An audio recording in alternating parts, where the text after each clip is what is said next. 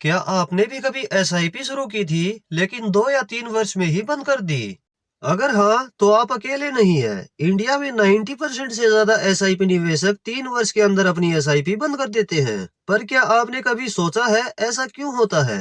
नमस्कार दोस्तों, आप सभी का स्वागत है हमारे इस चैनल पर, जहां पर आपको इन्वेस्टिंग और फाइनेंशियल प्लानिंग से रिलेटेड सभी जानकारी मिलती है।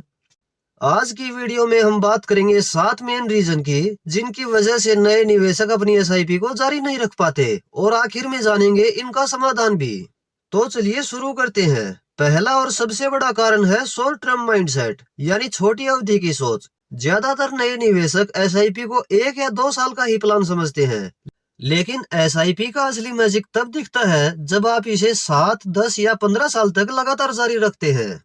एग्जाम्पल के तौर पर देखें, अगर आप 5,000 रुपए की एसआईपी 2 साल तक करते हैं तो सिर्फ 1,40,000 रुपए का निवेश होगा। लेकिन वही एसआईपी अगर 15 वर्ष तक चले तो लगभग 30 लाख तक पहुंच सकती है, वो भी 15% के औसत रिटर्न पर। दूसरा कारण है मार्केट वोलेटिलिटी से डर। जब मार्केट गिरता है तो नए निवेशक घबरा जाते हैं और एसआईपी बंद कर देते हैं। उन्हें लगता है कि पैसा डूब रहा है, लेकिन असल में गिरावट के समय एसआईपी और भी ज्यादा यूनिट्स खरीदती है, जिससे लॉन्ग टर्म में एवरेजिंग कॉस्ट कम होती है और रिटर्न ज्यादा मिलते हैं। पिछले 1 वर्ष में इस वजह से आप में से किसने एसआईपी को बंद कर दिया है, कमेंट में जरूर बताएं।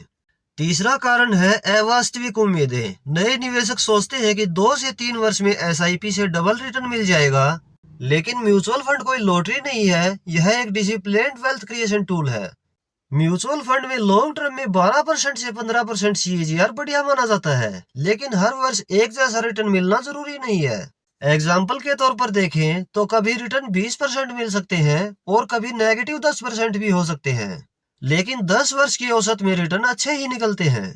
चौथा कारण है फाइनेंशियल डिसिप्लिन की कमी। बहुत से लोग बिना बजट बनाए एसआईपी शुरू कर देते हैं। जैसे ही ईएमआई या कोई बड़ा खर्च आता है, एसआईपी काट दी जाती है। असल में एसआईपी को खर्च नहीं बल्कि इन्वेस्टमेंट हैबिट की तरह ट्रीट करना चाहिए। एग्जाम्पल के तौर पर देखें तो जैसे ईएमआई में सोना नुकसान होता है, वैसे ही एसआईपी को रोकना फ्यूचर लॉस है। एसआईपी को अपने मंथली एसेंशियल्स में शामिल करें, जैसे रेंट या लाइट बिल। पांचवा कारण है लैक ऑफ नॉलेज। नए निवेशक को समझ नहीं आता कि एसआईपी कैसे काम करती है, एनएवी क्या होता है, सीएजीआर या वोलेटिलिटी का क्या मतलब होता है। बिना समझ के किया गया निवेश आधे रास्ते में रुक ही जाता है। इसलिए एसआईपी शुरू करने से पहले बेसिक म्यूचुअल फंड कॉन्सेप्ट सीखना बहुत जरूरी है, तभी आप डर या अफवाहों से बच पाएंगे।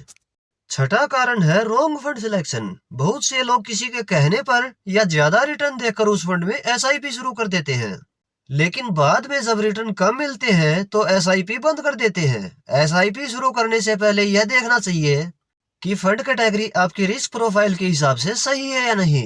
एग्जाम्पल के तौर पर देखें तो अगर आप कंजर्वेटिव इन्वेस्टर हैं, आप ज्यादा रिस्क नहीं ले सकते, तो अग्रेसिव स्मॉल कैप कैटेगरी आपके लिए नहीं है। आपके लिए बैलेंस्ड एडवांटेज फंड या लार्ज कैप फंड सही रहेंगे।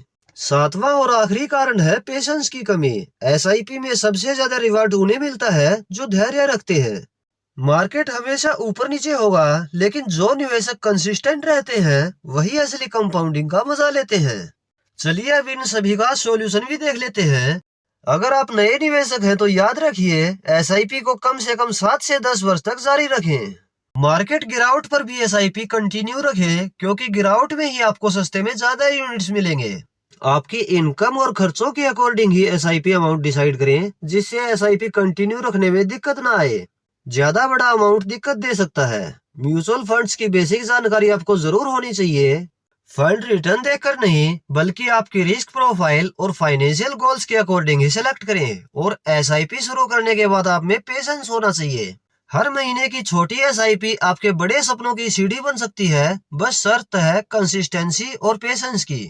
तो उम्मीद है इन सभी रीजंस की वजह से आप एसआईपी बंद नहीं करेंगे। अगर आपको यह वीडियो हेल्पफुल लगा हो तो इसे लाइक और शेयर जरूर करें। इस तरह की इंफॉर्मेटिव वीडियो चैनल पर रेगुलर आपको मिलती रहेंगी। इसके लिए आप यह चैनल सब्सक्राइब जरूर कर लें। मिलते हैं नेक्स्ट वीडियो में किसी और इंफॉर्मेटिव टॉपिक के साथ। धन्यवाद।